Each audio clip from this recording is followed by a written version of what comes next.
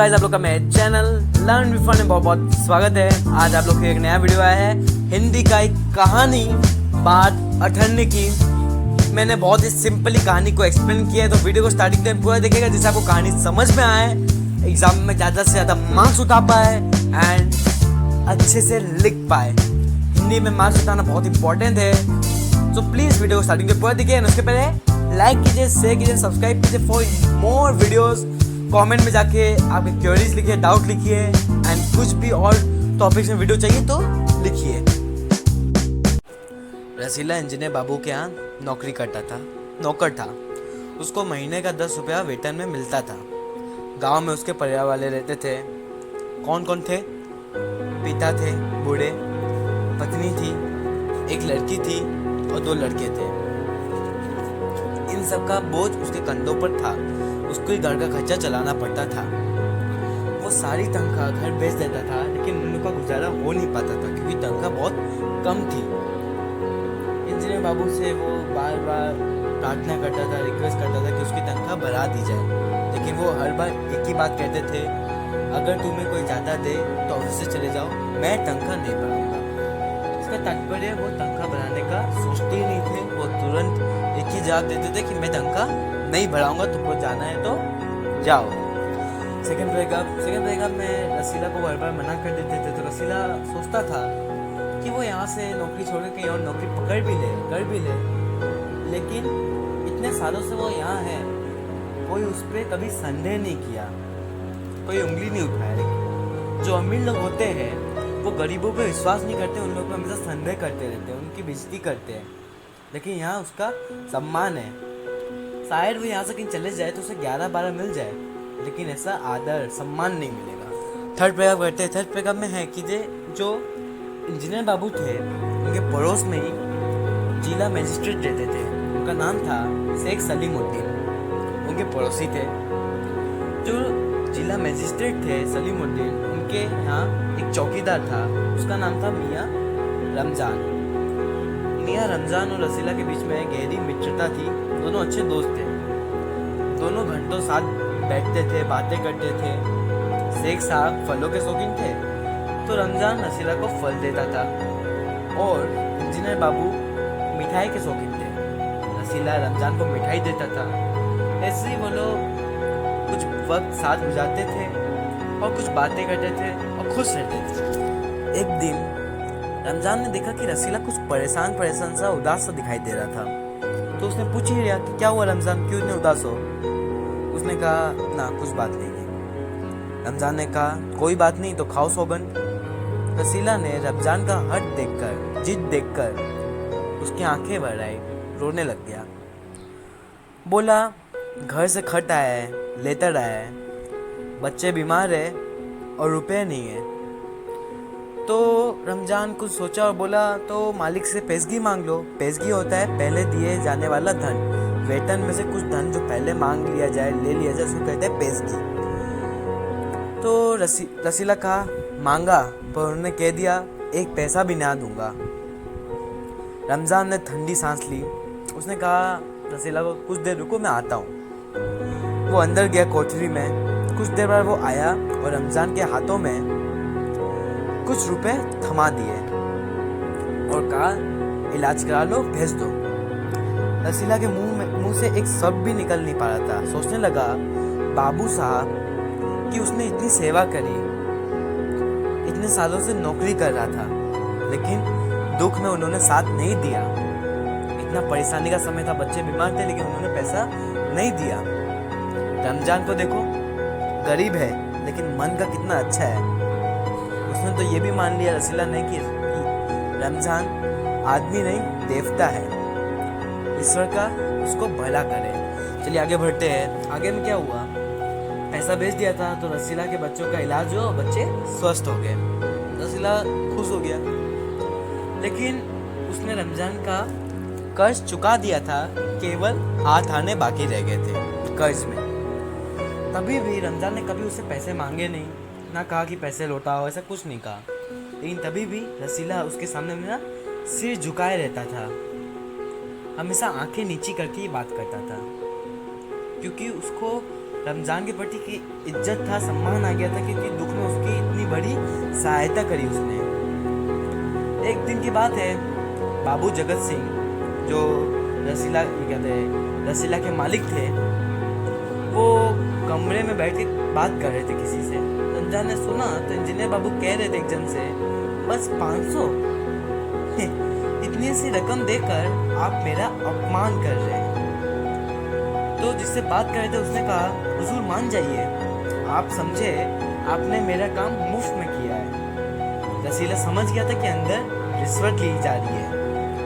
वो सोचने लग गया कि इतने सालों से वो यहाँ काम कर रहा है, लेकिन ये बाबू जगन सिंह ने उसकी कभी भी तनख्वाह नहीं बढ़ाई, हमेशा कम कम में चलाया। लेकिन वो खुद ही देखो रिश्वत लेते हैं, और कितना आसान तरीका है पैसे कमाने का, बिना कुछ काम के, बिना कुछ के पैसे कमाओ। तो इसलिए सोचने का वो सारे दिन मेहनत करता, मजदूरी करता, तब उसको जाके 10 रुपये महीने भर के मिलते हैं। तभी भी घर का गुजारा भी नहीं चल पाता था। फिर वो दुखी होकर बाहर आया, सारी बात उसने रमजान को कह डाली। रमजान ने हंसकर कहा, बस इतनी सी बात, हमारा शेख साहब तो उनके भी खुलू है, आज भी एक शिकार फंस गया है, 1000 से कम देना होगा, मतलब 1000 रुपया तो देना ही पड़ेगा वो शिकार को जो आदमी आया है। भैया, रमजान कहने लगे, भैया गुनाह का फल मिलेगा ये नहीं, ये तो भगवान जाने, पर ऐसे ही कमाई से कोटियों में रहते हैं, और एक हम हैं, परिश्रम करते हैं, मेहनत करते हैं, तभी भी हाथ में कुछ नहीं रहता, सब निकल जाता है, क्योंकि इतनी कम तनख्वाह मिलती है, और ये आसानी से रिश्वत लेके, घूस लेके कमाते हैं, और बड़े बड़े कोठरी में रहते हैं, ऐश करते हैं। चलिए आगे बढ़ते हैं। रसीला ये सब बातें सुनने के बाद कुछ परेशान सा हो गया, उसके मन में अभी लालच आने लग गया। वो सोचने लग गया कि इतने सालों से यहाँ काम कर रहा है, उसके हाथों से कितने सैकड़ों रुपए गए होंगे कभी, लेकिन उसका धर्म ना बिगड़ा, कभी लालच नहीं आया। वो अगर 8 आने करके भी जमा करता, एक एक आना भी जमा करता, तो बहुत सारी रकम जमा हो जाती, अच्छा खासा पैसा जमा हो जाता उसके पास भी। तभी अचानक इंजीनियर बाबू उसको बुलाया और कहा, रसीला जाओ 5 रुपए की मिठाई ले आओ। रसीला का मन तो ललचा ही रहा था, वो इंतज़ार कर रहा था कि उसको कोई मौका मिले, वो अभी कुछ जमा कर पाए, कुछ पैसा बचा पाए। रसीला ने सोचा कि 5 रुपए की मिठाई के बदले 4.5 रुपए की मिठाई ले लेता हूँ, उसे अठन्नी मेरे पास ही बच जाएगी और मेरा भी काम हो जाएगा। लौट कर आके वो कर्ज चुका दिया, ये रमज़ान का पैसा जो बाकी था दे दिया। उसका दिमाग शांत हो गया कि पैसा भी चुक गया और काम भी हो गया। बाबू जगत सिंह ने मिठाई देखते ही चौंक गए और कह उठे, ये मिठाई 5 रुपये की है। रसीला थोड़ा घबरा गया था, उसने कहा, हुजूर 5 की ही है। अब रसीला का रंग उड़ गया था, रंग उड़ गया मतलब घबरा गया, ये एक मुहावरा है। बाबू जगत सिंह समझ गए, उन्होंने रसीला से फिर पूछा, सच बता दो, ये 5 रुपये की मिठाई है। रसीला जब कुछ कह नहीं रहा था, तब जगत सिंह ने उसके ऊपर एक तमाचा फेर दिया, मतलब तमाचा मार दिया, और कहने लगे, चल मेरे साथ जहाँ से लाया है। अब वो रोने लग गया और अपना गुनाह कबूल कर लिया कि हाँ हुजूर, झूठ कहूँ तो रसीला अभी कुछ कहा भी नहीं था कि इंजीनियर बाबू चिल्लाया, अभी सच झूठ का पता चल जाएगा, अब सारी बात हलवाई के सामने ही होगी, चलो। उसे घिसकते घिसकते हलवाई की दुकान के रास्ते में ले गए। वो अब रोने लग गया, कहने लगा, माई बाप माफ़ कर दे, गलती हुई है, पहले बार है, माफ़ कर दीजिए, फिर कभी ना करूँगा। इंजीनियर साहब की आंखों से आग बरसने लग गए। उसने निर्दयता से उसको बहुत पीटा, रसीला को बहुत मारा, फिर पुलिस थाने ले गए। सिपाही के हाथों में 5 रुपये की नोट थमा कर कहा, मनवा लेना, लातों के भूत है, बातों से नहीं मानेंगे। ये एक मुहावरा है कि दूसरे व्यक्ति पर समझाने बुझाने का प्रभाव नहीं पड़ता है। चलिए आगे बढ़ते हैं। अब बात आगे बढ़ गई थी, अब केस फाइल हो गया था उसके खिलाफ, रसीला के खिलाफ। अब मुकदमा शेख सलीमुद्दीन के कचहरी में पेश हुआ। रसीला ने तुरंत अपना गुनाह कबूल कर लिया, कहने लग गया कि गलती होगी, माफ़ कर लीजिए। वो चाहता तो बच भी सकता था, वो बता सकता था, बात उल्टा सकता था कि वो यहाँ नौकरी नहीं करना चाहता, लेकिन जगत सिंह हलवाई के साथ मिलके प्लानिंग बना के कुछ चाल करके उसको फंसाना चाहते हैं, इससे वो नौकरी ना छोड़े। लेकिन कुछ होना ना था। जो सलीमुद्दीन थे वो एक न्यायप्रिय आदमी थे। न्यायप्रिय यहाँ सबका उपयोग किया गया है। ये क्यों किया गया है? ये एक तो व्यंग है कि वो न्यायप्रिय आदमी है, मतलब वो सही फैसला लेंगे, लेकिन असली में क्या है आपको ही मालूम है। वो उसने सब गुनाह कबूल कर लिया और कह दिया कि मेरा पहला गुनाह है, मुझे माफ़ कर दीजिए, फिर ना करूँगा। वो न्यायप्रिय आदमी थे। उन्होंने न्यायप्रियता से रसीला को 6 महीने की सज़ा सुना दी और रुमाल से मुंह पोंछने लग गए। जिससे वो अपना रुमाल से मुंह पोंछे, वही रुमाल से उसको कल पैसे मिले थे। 1000 रुपये की रिश्वत मिली थी। मतलब कितना समझ सकते हैं आप, कितना न्यायप्रिय आदमी है। बस अठन्नी की चोरी के लिए उसको 6 महीने की सज़ा, और कल रात को खुद ही वो 1000 रुपये की रिश्वत ले चुका था, लेकिन आराम से वो अपना रुमाल से पोंछ रहा था पसीना। फैसला सुनकर रमज़ान की आंखों में खून उतर गया, क्रोध आ गया। सोचने लगे दुनिया न्याय नगरी नहीं, अंधेर नगरी है। चोरी पकड़ी गई तो अपराध हो गया।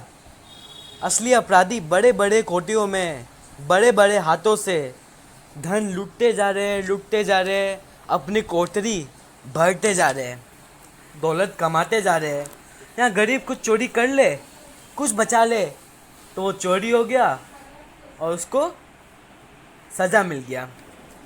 चलिए लास्ट, रमज़ान घर पहुंचा, थोड़ा दुखी था, परेशान था, क्योंकि उसके दोस्त को सज़ा मिल गई थी। रसीला को सज़ा मिल गई थी, वो भी 6 महीने के लिए। एक दासी ने पूछ लिया कि रसीला का क्या हुआ। रमज़ान ने कहा 6 महीने की सज़ा। दासी ने कहा अच्छा हुआ, वो इसी लायक था।